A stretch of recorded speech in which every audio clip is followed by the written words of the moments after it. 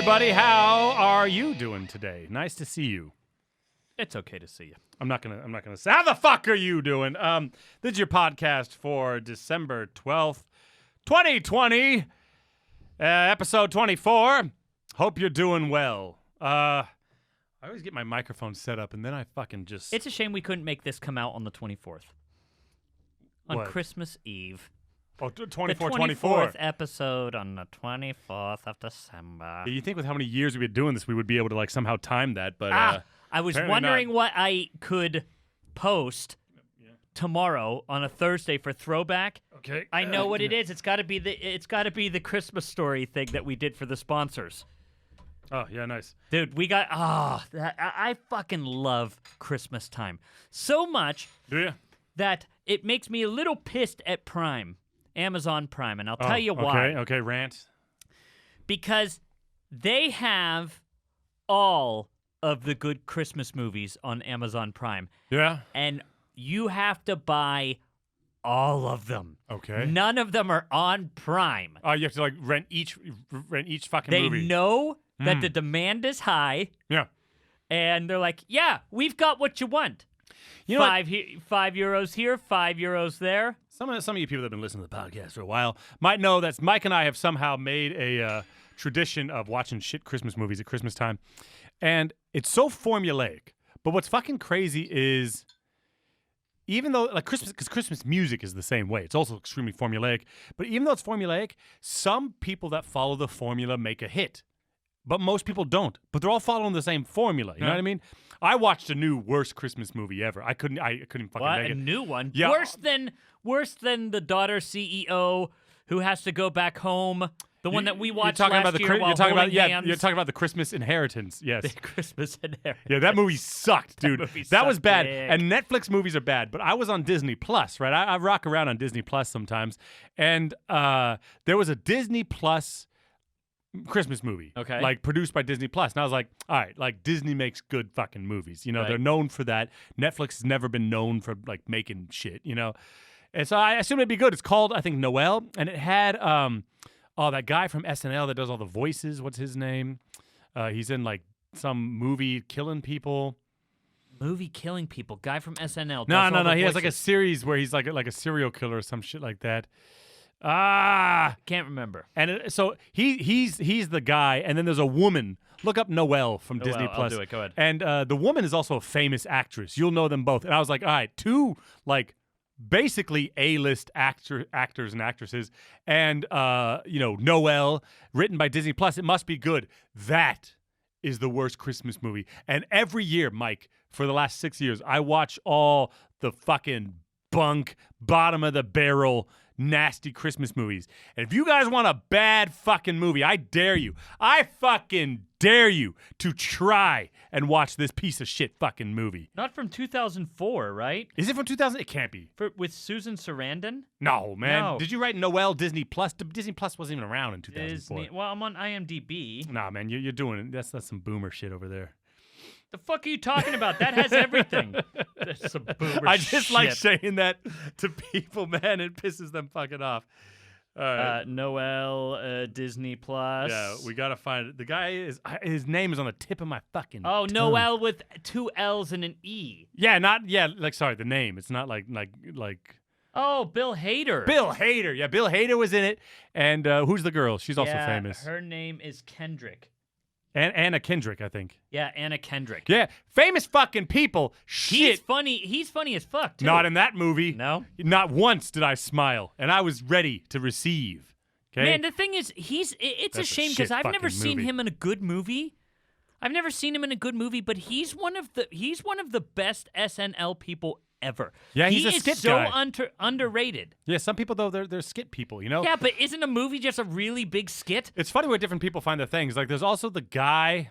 He does a lot of voices. I just watched. He's like Cyril and Archer. He's Jerry and Rick and Morty. I know you don't watch those shows, but you would know if I could remember his name. Remember? Yeah, that pissed you off, didn't it?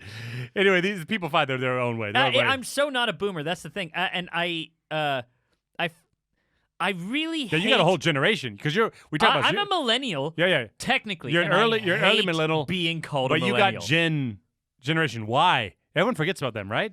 Is Look, it Gen Y? I'm Or against Gen all X? these. I'm against I don't know. all these fucking. Apparently, the only one Between the boomies, yeah. that is recognized, Mm-hmm.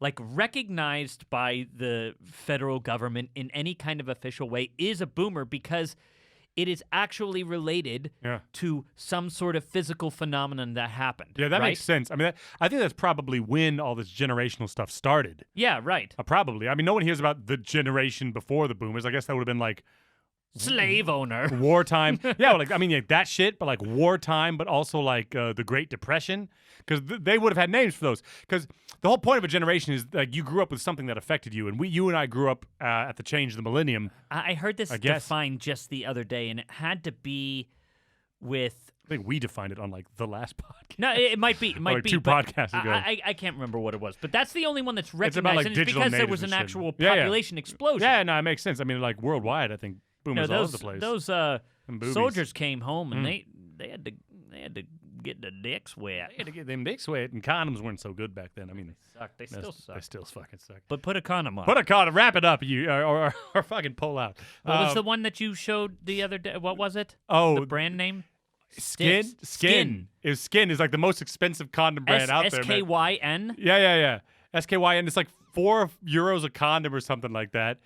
Not worth it. Still not worth it. No, man. It's like Because it's a condom. no condoms are like I don't know, like cigars or wine or whiskey. Like you get what you pay for up to a certain point, and then after that, you're just paying for like the brand. Yeah, you're You know? paying for the packaging. Yeah. Basically, because I don't Look know. at that gold lettering on the side of your dick. I mean, what a weird, what like a strange flex, you know? Seriously. Like you don't need like at that stage of the game, do you really need to be like still like winning points? You know, you're about to wrap up. Like Right, you're about to wrap up. All you don't want you want something effective. well, okay. You're putting on a condom Yeah. to stop. Of course the effectiveness is the most important, Right. but I think beyond that, neutral. You know what I mean? One of the greatest What do you things mean neutral? I'll tell you what I mean with Okay. neutral. I remember in university, maybe your university was like this too. There was like a student center, and like they would just have bowls of condoms, of condoms out. Not like in the medical place or the doctor's office Right, you could go to, but like just in the middle of the commons. There was just like a comically huge bowl of condoms, and it wasn't like one brand. It was just like a mishmash of mystery condoms, right? And so you would sneak by. Sounds and you like a would good just, idea to trust. you just snatch bowl a of handful, mystery right? Condoms. And I remember it came down to the deed once, and I like to put it in the teeth and rip it. That's my move, right? Ew, Which is, that's the one thing they tell you not to. do dude. they? Do they? Yeah, tell you? absolutely. Well, okay, so far so good. But like, I rolled that thing on, and it was a tuxedo condom, which means it like had painted on it like a tie, buttons, and like coattails. Like nothing was hanging off of it. You know what I mean? But like, it's like I just put this fucking frock on my dick. Did they have any condoms that look like Santa Claus? No, but they had like green ones, and they had like another buddy of mine. He told me a similar story where he like went like diving in the mystery bowl, and he got a glow in the dark one. And you'll kill the mood. You put a tuxedo on your dick, or you're like you got a lightsaber dick, or you got like a fucking red dog dick. I mean, these things are mood killers, I think. So I guess, but where's your sense of childhood wonder? You go on if you I had don't know a, if you how had a much- how fucking much- lightsaber one, yeah, and you just go into town and you're like, I guess, That's- man. that I don't could know. be fun. I think neutral's what you want. I think- Neutral is absolutely what you I want. don't think you need a conversation piece at that point. I've never understood the flavored ones. And I'll tell you why. Okay. They're meant so that because that latex, it's smelly. It's got lubricant oftentimes on it. So if somebody's going to get a beej Yeah, with one of these the old things, beej. it's not going to be pleasant for the girl, which is shitty. So they tried It's not to gonna be make pleasant for anybody. it's not pleasant for anybody, right? But that's the point. The old Like, lose-lose. So that's the point. They make these flavored condoms so that it's maybe a little bit more bearable. But the problem is getting a beej with a condom on sucks. Yeah, I think it's marketing though. It's like I'm pretty susceptible to that stuff. You know, like I remember. I think Would I've you ever talked- buy extra flavored condom though? No. I mean that's weird. But I have one experience with a flavored condom, but I don't know if I can tell it on this. But, Dude, this is the forum. This is the forum. It's like a too long of story for the context. But I love how most of our podcasts have very little to do with opera. Well, hey, I like it. No, I disagree because a big portion of the podcast is our lives as opera singers. That's right. And anything that happens to you and I is fair game. That's right. It's You know what I fair mean? fucking game. Good way to make me feel better. That's I good. had a Japanese exchange student that I lived with in university, right? I don't want to say his name, but I won't. But we called him. Is this the flavored condom story? Yeah, All right, yeah. go for it. And I swear to God, this guy's English was fucked up. You know, like I was understanding of it, but he learned vocabulary wrong, and it was a very often occurrence that he'd be like, "I use microwave," and I'm like, "Yeah," and he turns on the TV, and I'm like, "What?" Like he was often like we like I could never understand. And this dude, I think maybe I've talked about it before, at least on the Secret Sponsor podcast. His favorite fucking thing in the world was to take a shower, come in soaking wet with no towel and his underwear, and jump in his fleece sleeping bag and go to sleep. Oh my God! Ew! That was it. The feeling of the fleece. Yeah, he would just open the door and it'd be like slap, slap, slap, slap, and he would kick off his flip flops and jump in his fleece sleeping bag and then like go to sleep. You know? Fucking gross. He'd always freeze my apple juice by turning the fridge up too high. It was nuts, man, living with this guy. And at one point, I decided to move closer to the music building, so I moved out. I tried to explain it to him, but I don't think he really got what was going on. And I was just gone, and I left some of my stuff there, right? Because I didn't have a car to grab like my bass amp and shit.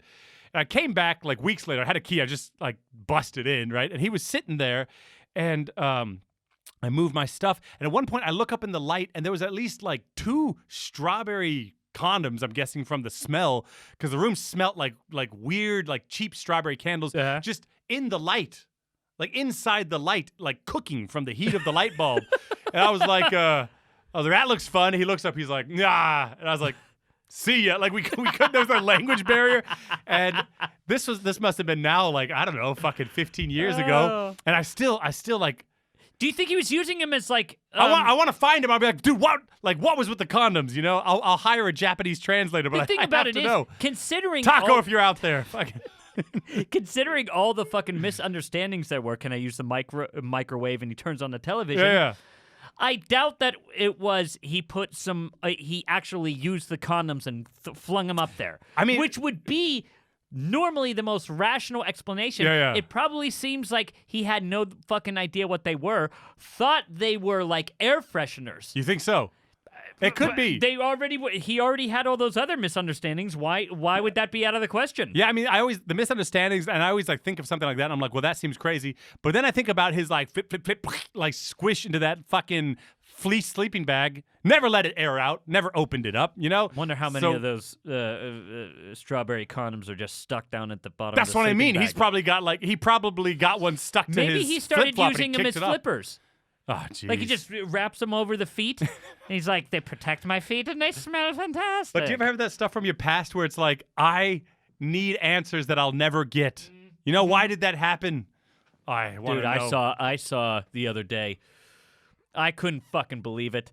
I like lots of things. Like I like beer. I like beer so much, I built myself a kegerator the other day, and now I'm pouring beer from the fucking tap at my home. I have that. Why? Because I really like beer. But you know what I would never do? What?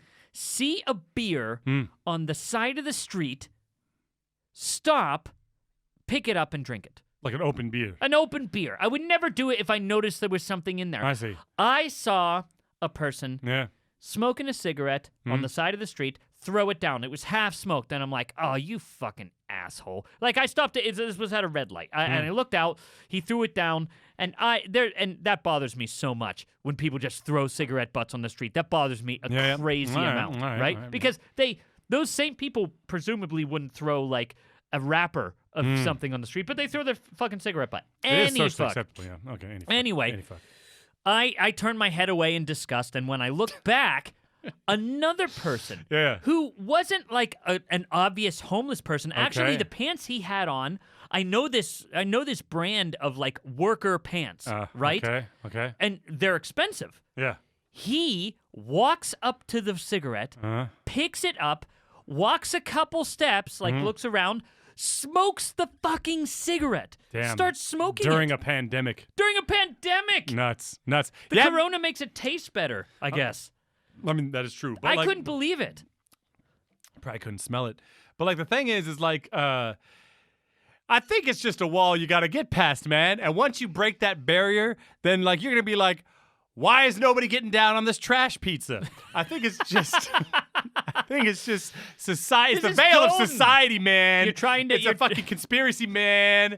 That we can't smoke these tasty street cigarettes, man. Technically, he's being more thrifty than I am. Yeah. He's not letting that shit go to waste. You know what's weird He's though? using the product that is being produced, Yeah. and that's I guess. Yeah, I he's guess like there's he's like a argument sucker to be fish. made. Yeah, in the aquarium.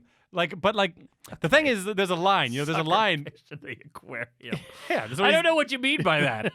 To be perfectly honest, I said because yeah, the other fish and I are throwing laughed. their cigarette butts, like AKA their poop, and then he's like picking it up and like The sucker making use fish of eat it. the poop. Yeah, man, that's their whole purpose. I didn't know that. I think they eat the algae on the side, which is from the poop. I don't know. It's the circle of life, The dude. Watch The Lion circle King. of life. But there's got to be some. It's weird. I don't know where my border is, but like I have this coffee machine in my house, like €500 coffee machine that I found on the street. You know, because me and Mike, we have a friend. He fixes up coffee machines. That's right. Kind of like Also an opera singer. yeah, for like a living. And it's crazy. They're actually very simple on the inside. These expensive coffee machines. It's like Yeah. a basic motor, basic parts. There's not a lot of complicated shit in there. Maybe you have to buy one thing. So I was like, I'll take a look. Maybe there's like a belt broken, and I can just $20 have this nice machine. It was like DeLonghi or something. Some one Yeah, of these it's a brands. great brand. Yeah. So I go on, and they have this whole YouTube channel where it's like, this is every problem that could ever happen with your machine, and in 2 minutes we'll tell you how to fix it. And of course, they were like, the first video on the channel is like, we're gonna go down the checklist, and at the end of this video, you'll know what the fuck's wrong. And so based on the sounds and the lights and stuff, I was like, oh, this is the problem. And basically, I had to lube like one thing. Like I had to put like a little bit of I lube on like this that thing. you did a jack off motion Was, when was. you It was- said lube. I don't know how to describe I it. need to lube because this one thing. the like there's this motor that goes down this pipe, and Uh-huh. it wouldn't go down. Sure. And so I jacked off this pipe, and then boom, €500 coffee, man. Thing works like a charm. Found that on the fucking street. What does it grind the Grinds beans the in it? beans, yeah. No It- shit. It's got all the features. I can froth till I'm fucking dizzy. It's nuts, man. That's titties, man. It's a full-on like coffee, like office level coffee machine. Wow. And I don't know if you guys don't know that, but in Germany that's a thing. Because in Germany it's not so easy to throw away appliances and furniture. It's like you have to schedule it. You can't just throw it in a dumpster like in the States. No, you can't throw it in a dumpster, but there is like if you have something electronic, you can throw that away for free at the place At the dump, yeah. at the like it's not we say dump. This is like fucking a sorting center. this or is like something. this is like a dump on steroids. They take it seriously. Mm. Glass goes here, but flat glass goes over there. Oh yeah, man. I was that there. sort of shit. I was there trying to figure out because like fabrics go somewhere, but wood goes somewhere else. And I had a chair with fabric on it, and I was like, "Where is this, man?" There's wood in the chair. But yeah, it also Germany has a culture of like if it's not completely broken, like leave it out for someone who maybe. Which that's my jam, dude. I'm glad it warmed my heart. Yeah. It made me feel a close connection to you. Yeah. Say when you told this story about the fucking coffee machine, because that sounds like something I would do. It does. Yeah. Yeah, but you everybody- have some misses sometimes, dude. Do I? Yes. Well, yeah, of course. If you shoot a lot, Okay. if you take a lot of Yeah, shots, yeah, you end yeah. up missing more than Okay. somebody who takes one or two. Yeah, I just remember the misses.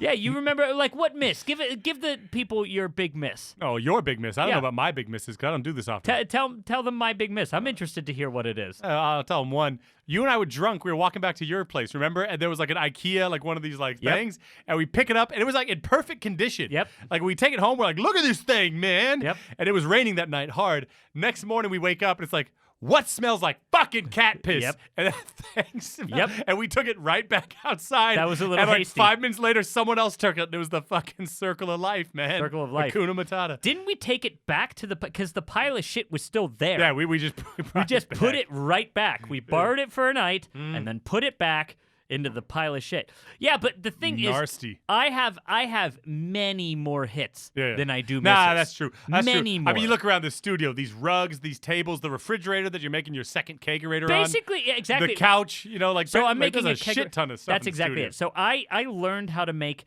a kegerator on my own, right? Yeah, yeah. So I had these parts. It all started when I got a tower, like a tower with two taps on it, right? I got that, and it's like, well, what the fuck are you gonna do with that? Maybe someday you'll build a kegerator, and I thought, nah, I'm not gonna do that. and then I realized, wait a minute. We have a little refrigerator in the studio, and I have a big refrigerator that we don't use anymore down in my apartment. Why don't we swap those two? I'll take the little one. We get a freezer here, which is nice. Then I fucking was able to put all this shit together. But I bought a couple things, but you don't actually need that much to do it. But in doing so, when you buy that stuff, right? If you're gonna do it secondhand, which that's my goal, I want to do it.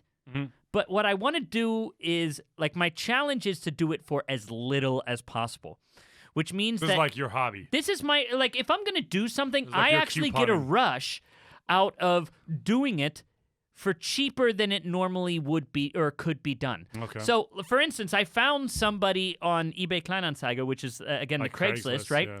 They were getting rid of... So you need like this regulator for your CO2 tank, right? Yeah, it's a complicated process. That right there. If you're buying a cheap one, you're buying $50, right? Easy. You just give it away, right?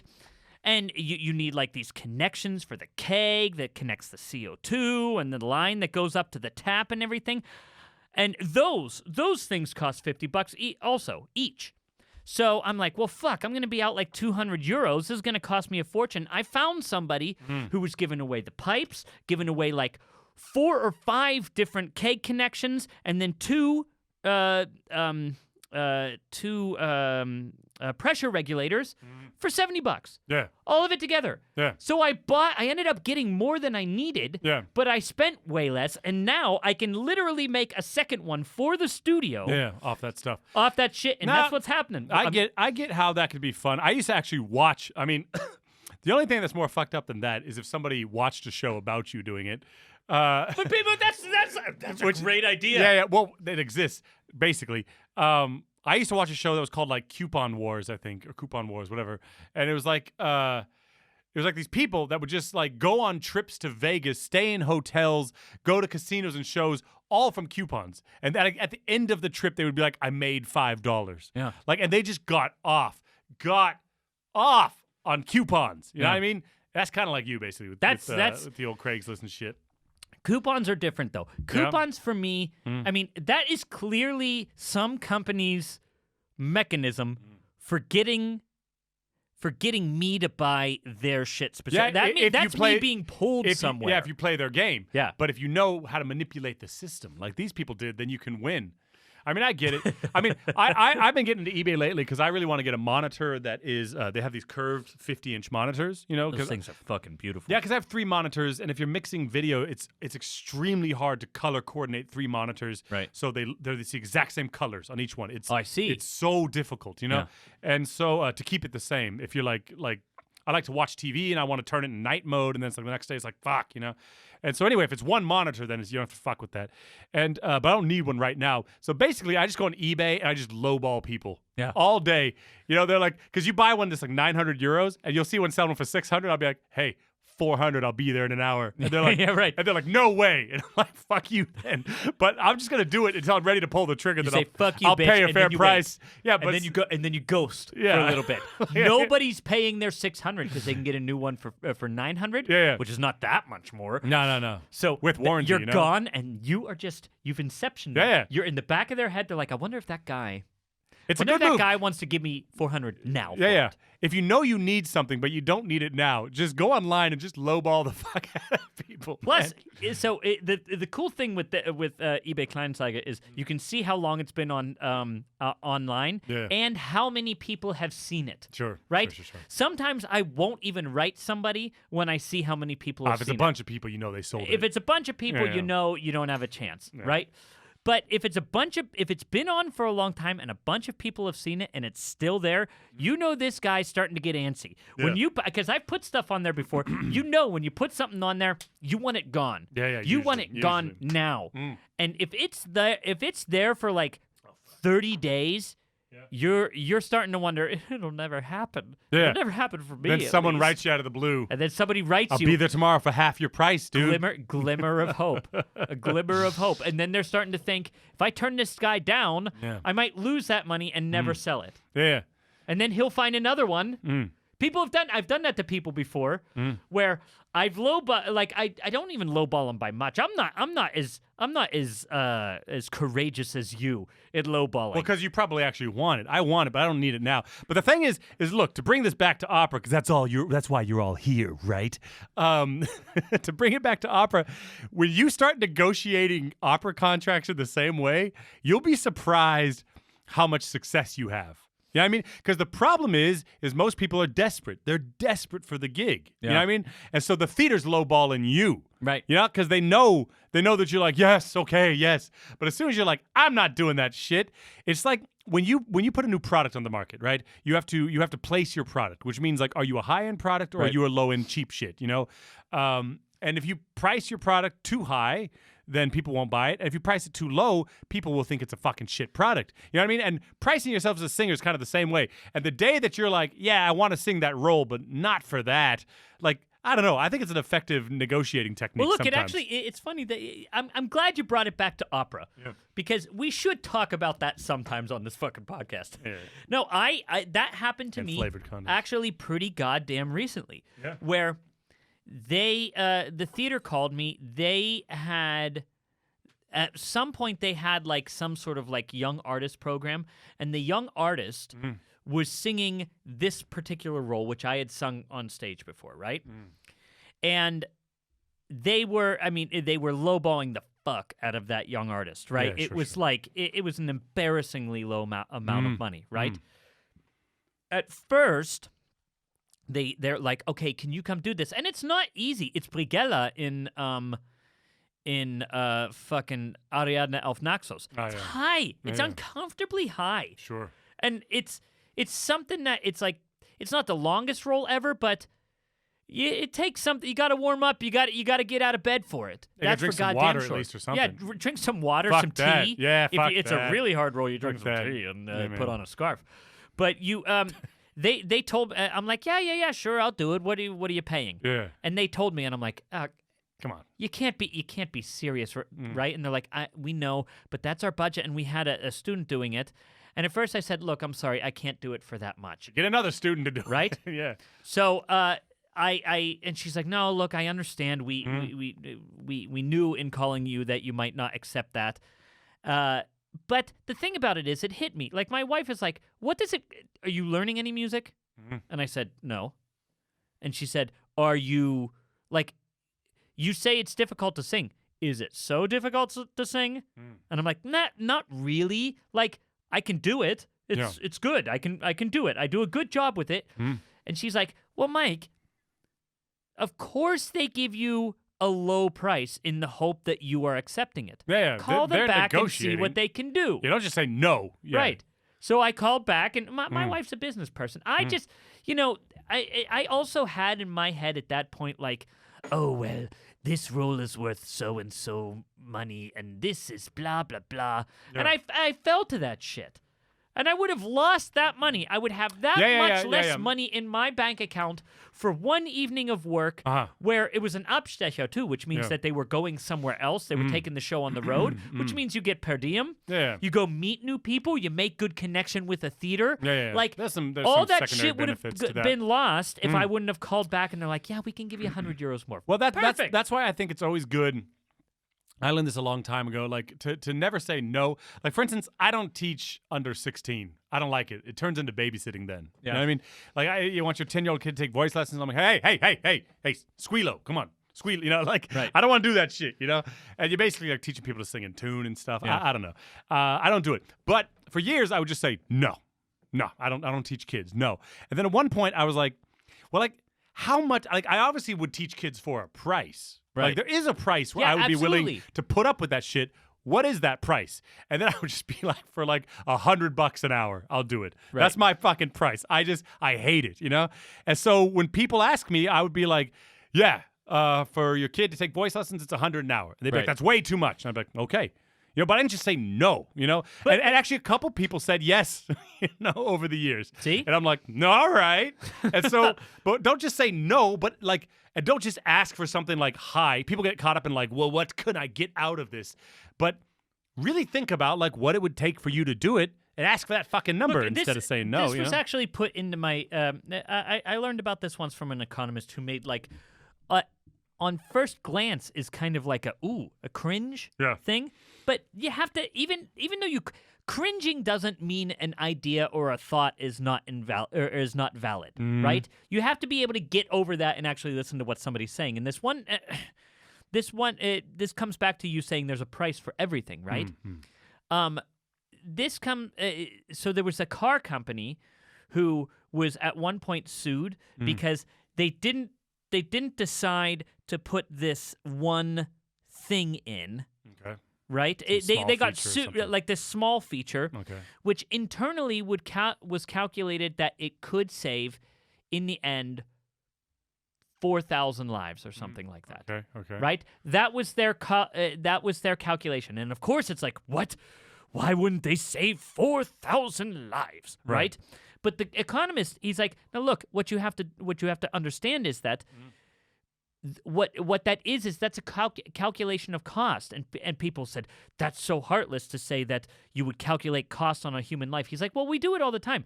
What would you say would it be justified if a company could spend €1 million on each car to make it perfectly safe for everybody? Is that a justifiable cost? And most people would say no, because you cannot buy that car. Yeah. Which means that there is a price that has to be placed on on safety at some point. Yeah. And it's kind of an uncomfortable thing to recognize, right? Because the cost is not zero cost to save a human life. It's not plausible. You have to spend money to save a human life. Good, we want to do that. So we start spending money, but there is some point where it is too much. And for you, you did not want to, you could not bear being that 16-year-old babysitter saying squealo, squealo, squealo, squealo. Yeah. But you recognize that there is a price along that spectrum. Yeah. Like, you wouldn't teach them for zero, but you would teach them for this. Yeah. It's just a cost-benefit analysis. All this shit is basically you saying, how much do I value being comfortable? Yeah, sure.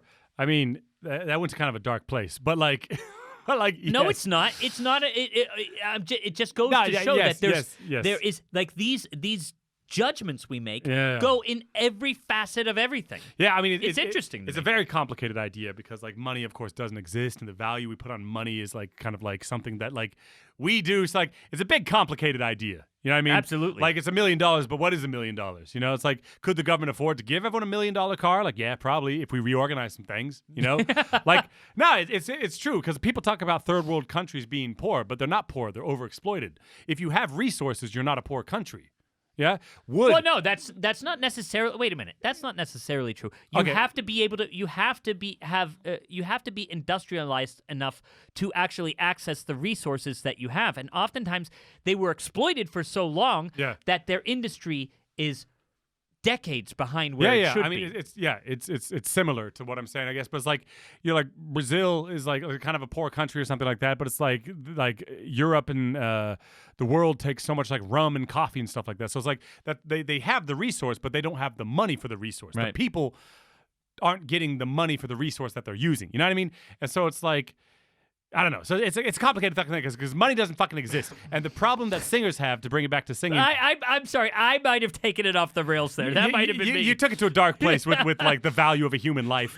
But the point I'm making too is, though, we have an extra thing involved with the negotiation of the price of the contract because we want to fucking do it. And it's a completely different position than if I work for BMW and I am negotiating with a metal company in fucking China for the price of steel. I'm not really personally invested in if this deal works out or not. I want the money. I want my job. I want success. But basically, my fight is the deal. That's my job. Yeah. When as an opera singer, your job is to do the role. You know what I mean? That's right. And so that's why artists. That's why a lot of people get managers or agents. They don't want to.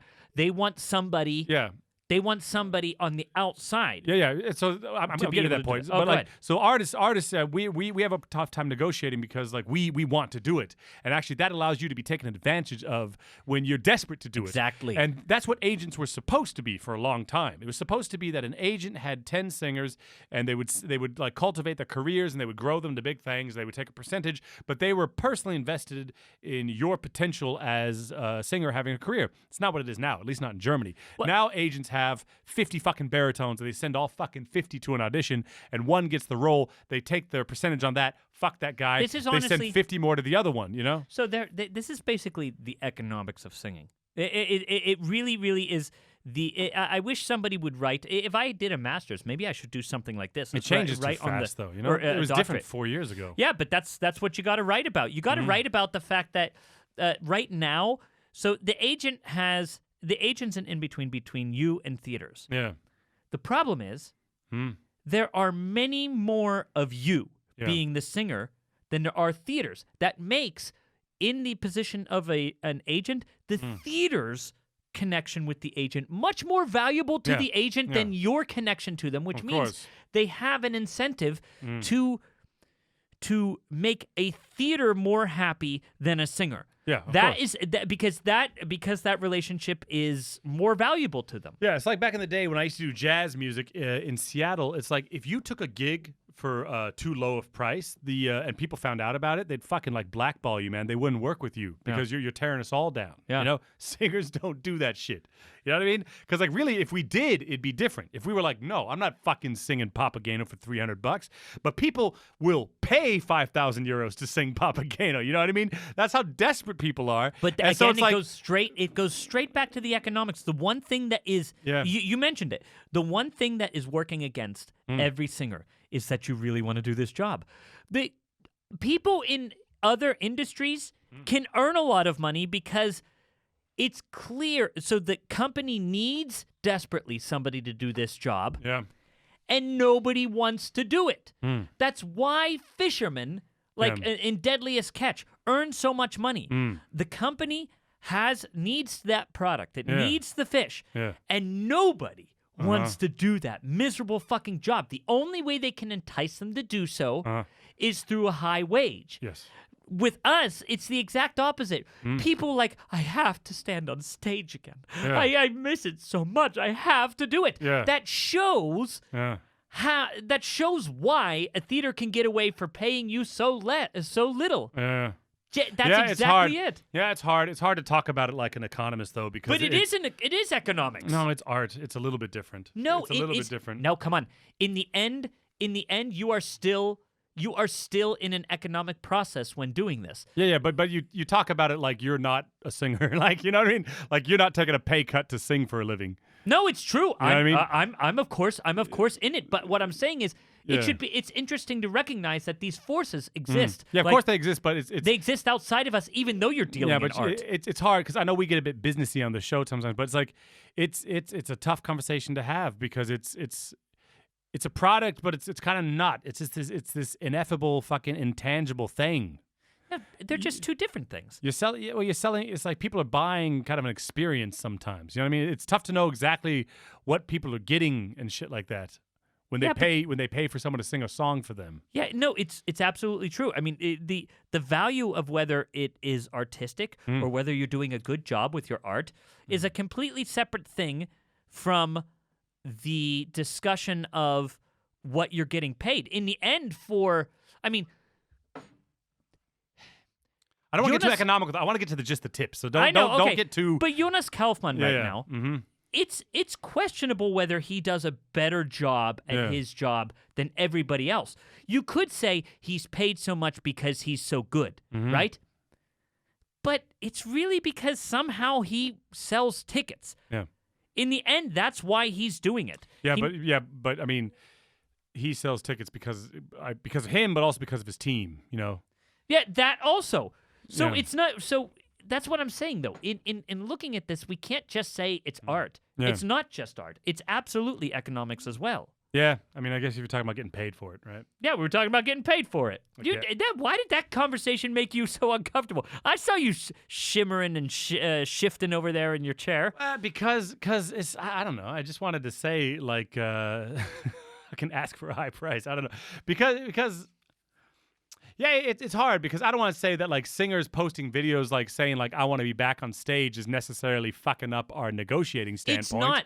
You know? That's okay. So maybe it sounded that way, but that's not what I really meant. Yeah. What I meant is the fact that you want to do it means that you will take less of a price to do it. You will take less money to do it because you already have incentive to do it. Yeah. Money that you're getting is just incentive to do a job. That is the point in you getting money for doing a job. It's the company incentivizing you to do that job. And money's just a very effective and quantifiable way.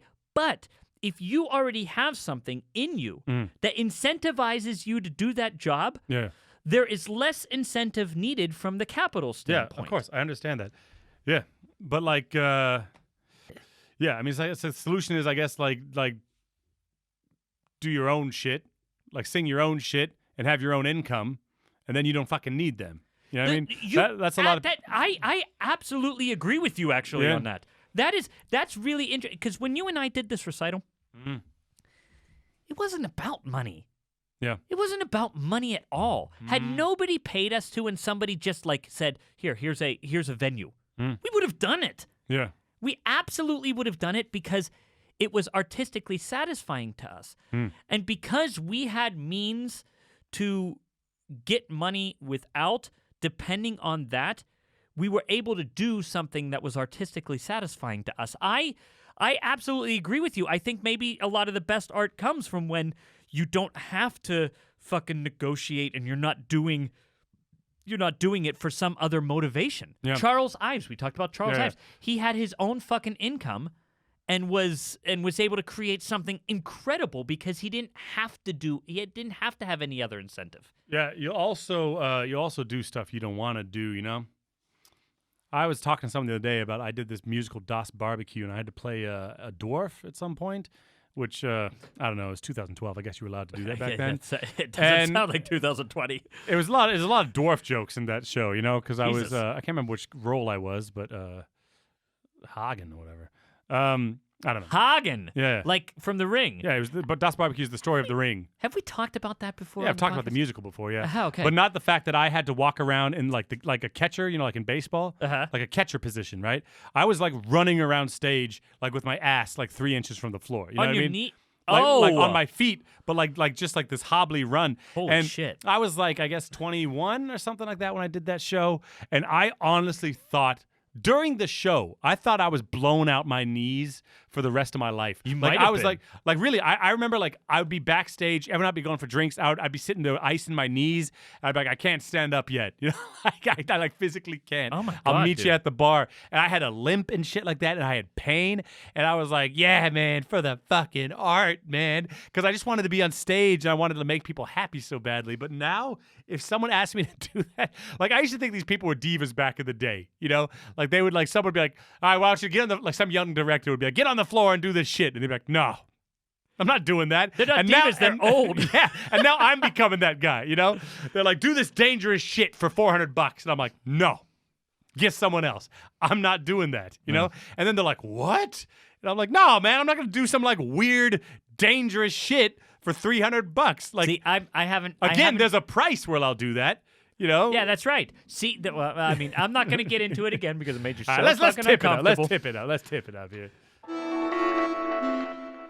What's the cost of a human life? Just the tip, love. Oh my God.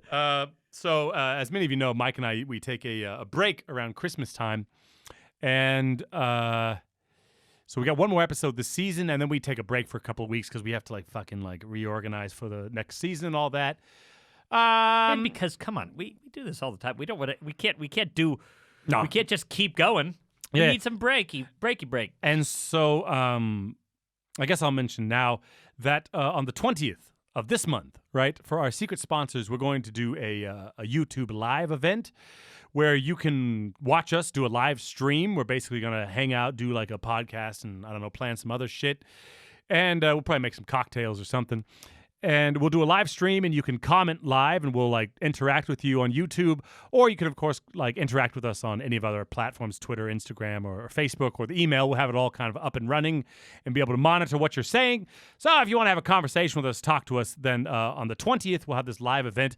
We're gonna do it 8 p.m. our time, which is German time. So wherever you are in the world, that's kind of on you to calculate that. It's shit. on Sunday, right? Yeah, so it's Sunday at 8 p.m. So for those of you on the West Coast, it's probably going to be 11. Like 11. For those of you on the East Coast, I guess it'll be more like 2 in the afternoon.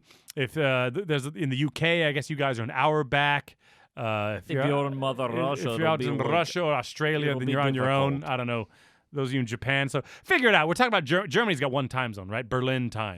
Yeah. So figure out what time it is in Berlin and then fucking do the math. And Sunday, the 20th at 8 p.m. for our secret sponsors, you can just go to your secret sponsor section in the season 3 section. Just click. And before the event, there'll be a link. And if you, it's gonna be a good time. If you guys want in on this, by the way, you're gonna be able to write in, and we'll respond to when people are writing us and stuff like that. We've got some good shit set up to do. It'll be a nice time, and if you want in on that, you can become a sponsor and fucking join the party. So you can go to our website. There's a donate tab. All the information's there. You become a sponsor on Patreon. And and then you can have access to this live event. And this is something we're going to try to do more regularly. But also, of course, for every podcast we do, we record an additional podcast for our secret sponsors. So you have access to that. And also, if you don't want to commit to the monthly sponsorship, then you can go to our store. You can always buy stickers. That helps us out. Or you can buy a T-shirt. We put T-shirts back up on the store. We figured out the posting on that. So go buy a T-shirt. They're good, elastic quality shirts. The guy that prints the label has always told us, like, look, the shirt's going to wear out long before the logo ever does. Yeah, this guy has one of the most beautiful German mullets I've ever seen in my life. This guy is living straight in the 80s. Yeah, mullet in German it. is a Fokuhila, for those of you wondering. Yeah, which means vorne kurz, hinten lang. Yeah. In the front, short. It's kind of boring when you spell it out. I guess so.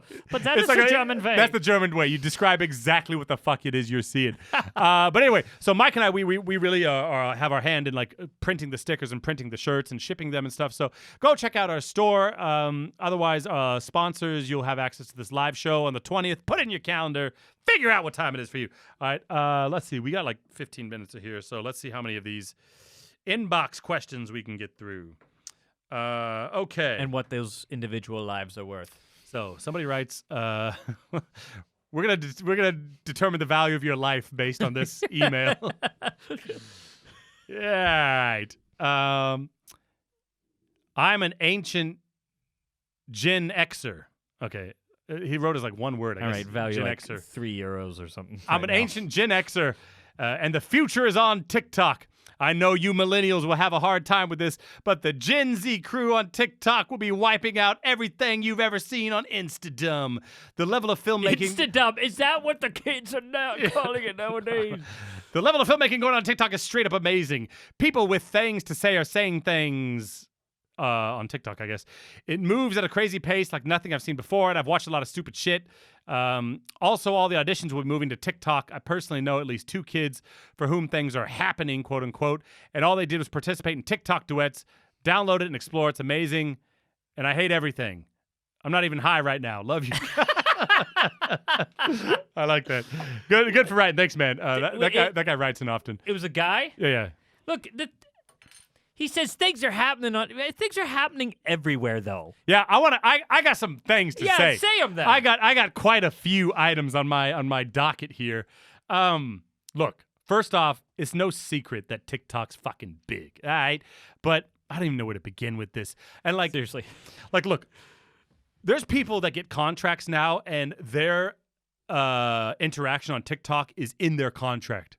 You must be active on TikTok. Yeah. You must be doing duets on TikTok.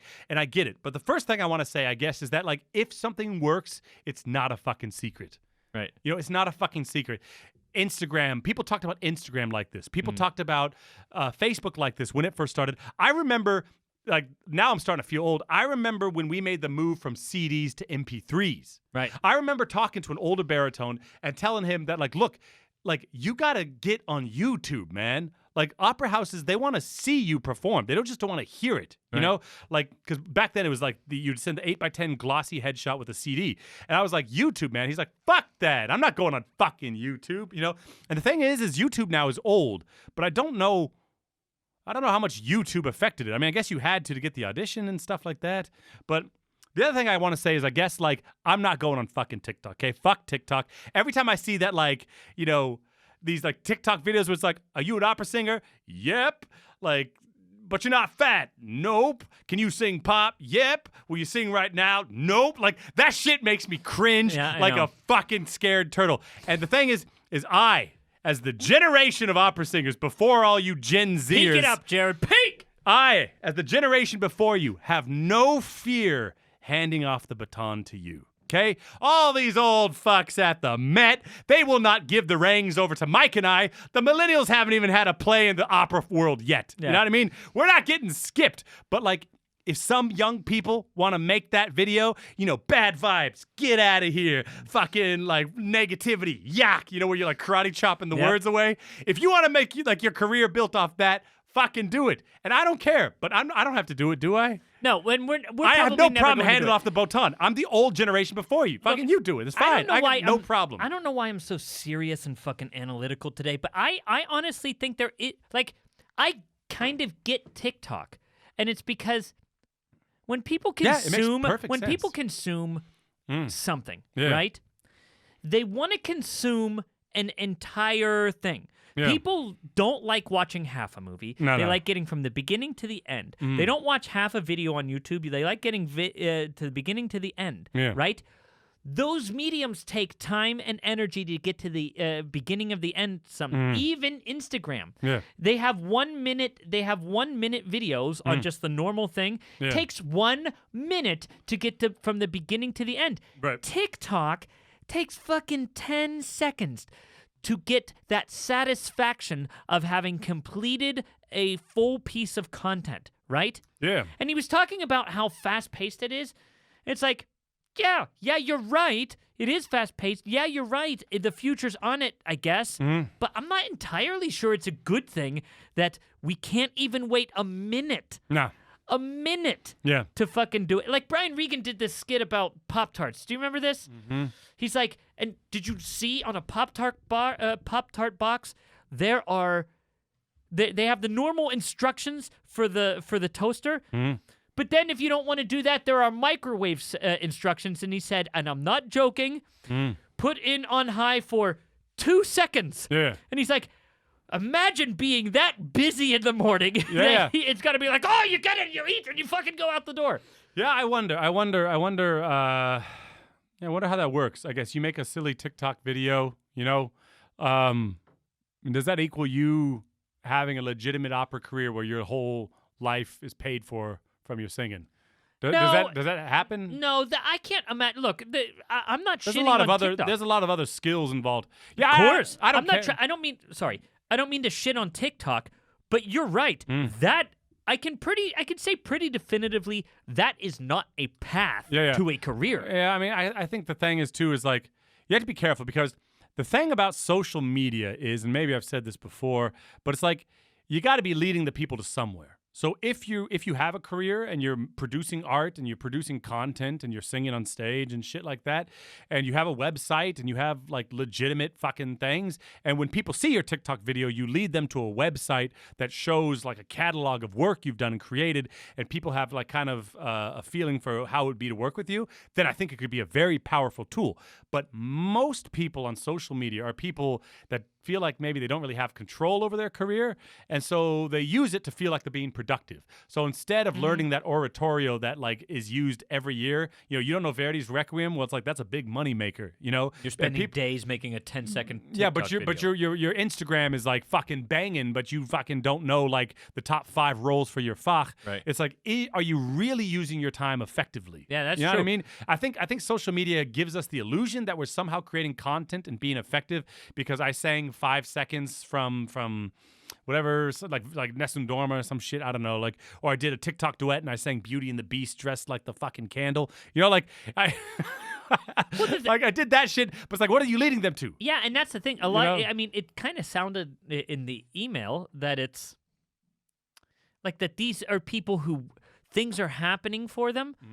But what do you mean? Like, are they having careers? Are they actually now starting to earn a living singing Careers, opera? longevity. Like, I'm sorry, look. I mean, because that's not happening from TikTok. That's No. the illusion. But- I gotta wait. shit. That's the illusion. What? People think that that's where it came from. If they did some TikTok videos and now things are happening for them, they're forgetting the 2 degrees that are behind it, the hundreds of hours of practicing, the diction lessons, the translations. Yeah.